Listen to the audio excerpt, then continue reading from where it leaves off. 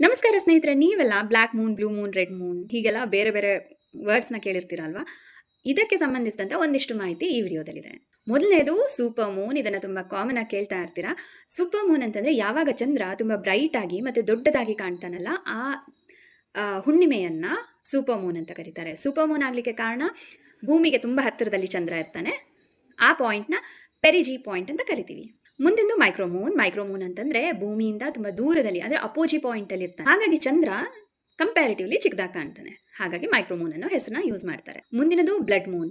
ಯಾವಾಗ ಸಂಪೂರ್ಣ ಚಂದ್ರಗ್ರಹಣ ಆಗುತ್ತೆ, ಆಗ ಭೂಮಿಯ ಕಂಪ್ಲೀಟ್ ಶ್ಯಾಡೋ ಅಥವಾ ನೆರಳು ಚಂದ್ರನ ಮೇಲೆ ಬಿದ್ದಿರುತ್ತೆ.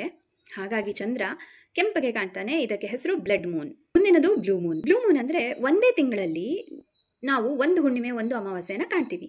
ಅಕಸ್ಮಾತ್ ಒಂದೇ ತಿಂಗಳಲ್ಲಿ 2 ಹುಣ್ಣಿಮೆ ಬಂದರೆ ಆ 2ನೇ ಹುಣ್ಣಿಮೆಯನ್ನು ಬ್ಲೂ ಮೂನ್ ಅಂತ ಕರೀತಾರೆ. ಅಥವಾ ಒಂದು ಸೀಸನಲ್ಲಿ, ಬೇಸಿಗೆ, ಚಳಿಗಾಲ, ಈ ರೀತಿಯ ಸೀಸನ್ನಲ್ಲಿ 3 ಬಾರಿ ಸಹಜವಾಗಿ ಬರುವಂಥ ಹುಣ್ಣಿಮೆ 4 ಬಾರಿ ಬಂದಾಗ ಅದನ್ನು ಸಹ ಬ್ಲೂ ಮೂನ್ ಅಂತಾರೆ. ಮತ್ತು ಇದಕ್ಕೆ ಆಪೋಸಿಟ್ ಆಗಿರೋದೇ ಬ್ಲ್ಯಾಕ್ ಮೂನ್. ಸಪೋಸ್ ನೀವು ಒಂದು ತಿಂಗಳಲ್ಲಿ 2 ಅಮಾವಾಸ್ಯೆಯನ್ನು ನೋಡಿದರೆ, ಅಥವಾ ಒಂದು ಸೀಸನ್ನಲ್ಲಿ 4ನೇ ಅಮಾವಾಸ್ಯೆ ಬಂದರೆ ಆ 4ನೇ ಅಮಾವಾಸ್ಯೆಯನ್ನು ಬ್ಲ್ಯಾಕ್ ಮೂನ್ ಅಂತಾರೆ. ಅಥವಾ ಒಂದು ತಿಂಗಳಲ್ಲಿ ಬಂದಂಥ 2ನೇ ಅಮಾವಾಸ್ಯೆಯನ್ನು ಬ್ಲ್ಯಾಕ್ ಮೂನ್ ಅಂತ ಕರೀತಾರೆ. ಮತ್ತೊಂದು ಬ್ಲ್ಯಾಕ್ ಸೂಪರ್ ಮೂನ್ ಅಂತಂದರೆ black Moon plus super Moon ಆಗಿರುತ್ತೆ. ಯಾವಾಗ ಚಂದ್ರ ಸೂಪರ್ ಮೂನ್ ಜಾಗದಲ್ಲಿ, ಅಂದರೆ ತುಂಬ ಪೆರಿಜಿ ಪಾಯಿಂಟ್ಗೆ ಹತ್ತಿರದಲ್ಲಿರ್ತಾನೆ, ಜೊತೆಗೆ ಅದೇ ತಿಂಗಳಲ್ಲಿ ಬ್ಲ್ಯಾಕ್ ಮೂನ್ ಆಗಿರುತ್ತೆ. ಅಂದರೆ 2ನೇ ಅಮಾವಾಸ್ಯೆ ಯಾವಾಗ ಆಗುತ್ತಲ್ವ, ಆ ಟೈಮ್ನ ಬ್ಲ್ಯಾಕ್ ಸೂಪರ್ ಮೂನ್ ಅಂತ ಕರೀತಾರೆ. ಇದು ನಡೆಯೋದು 2.5 ವರ್ಷಗಳಿಗೆ ಒಂದ್ಸಲ ಮಾತ್ರ. ಮತ್ತೊಂದಂತಂದರೆ ಲೂನಾರ್ ಸ್ಟ್ಯಾಂಡ್ ಸ್ಟಿಲ್ ಅಂತಂದರೆ ಚಂದ್ರ ಹುಟ್ಟುವುದು ಮತ್ತು ಮುಳುಗುವ ಪಾಯಿಂಟ್ಸ್ ಏನಿರುತ್ತೆ, ಅದು ಎಕ್ಸ್ಟ್ರೀಮ್ ನಾರ್ತ್ ಅಥವಾ ಸೌತ್ ಪಾಯಿಂಟಿಗೆ ಹೋಗಿರುತ್ತೆ.